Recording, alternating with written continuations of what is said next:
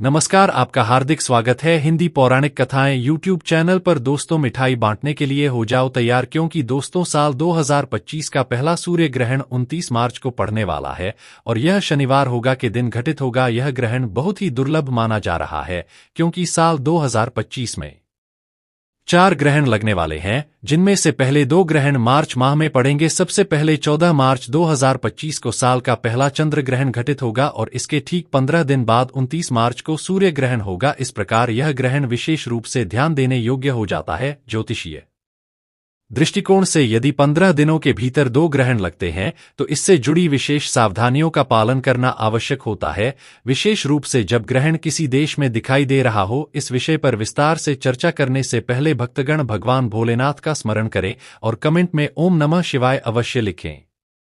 धार्मिक मान्यताओं के अनुसार शनिवार को सूर्य ग्रहण का पड़ना एक महत्वपूर्ण ज्योतिषीय घटना मानी जाती है। यह ग्रहण हिंदू पंचांग के अनुसार चैत्र माह की कृष्ण पक्ष अमावस्या तिथि को लगेगा। इस दिन हिंदू कैलेंडर के अनुसार वर्ष का अंतिम दिन भी होगा, क्योंकि 30 मार्च से हिंदू नववर्ष और चैत्र नवरात्र का आरंभ होने जा रहा है। इस प्रकार यह ग्रहण धार्मिक दृष्टि से भी अत्यंत महत्वपूर्ण बन जाता है। अब प्रश्न यह उठता है कि इस सूर्य ग्रहण का सही समय क्या होगा और सूतक काल कब से प्रारंभ होगा। ग्रहण के दौरान सूतक काल ग्रहण लगने से 12 घंटे पहले आरंभ हो जाता है। यदि हमें ग्रह का सही समय झांट हो तो हम उसमें से 12 घंटे घटाकर सूतक काल का समय निकाल सकते हैं। धार्मिक मान्यताओं के अनुसार सूतक काल को अत्यंत अशुभ माना जाता है और इस दौरान किसी भी शुभ कार्य को करने की मनाही होती है। इसी कारण भारत के विभिन्न मंदिरों में इस अवधि के दौरान कपाट बंद कर दिए जाते हैं।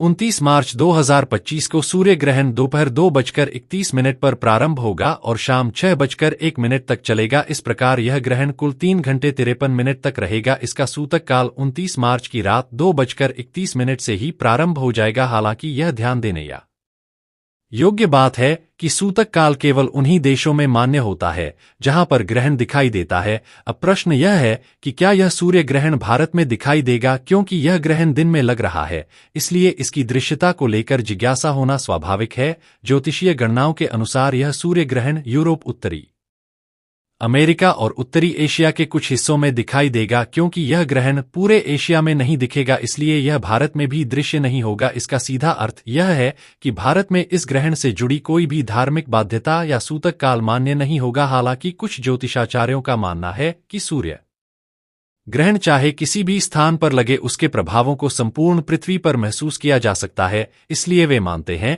कि ग्रहण से संबंधित नियमों और सावधानियों का पालन किया जाना चाहिए। दूसरी ओर कुछ ज्योतिषाचार्यों का यह भी मत है कि ग्रहण केवल उन्हीं स्थानों के लिए प्रभावी होता है जहां यह प्रत्यक्ष रूप से देखा जा सकता है।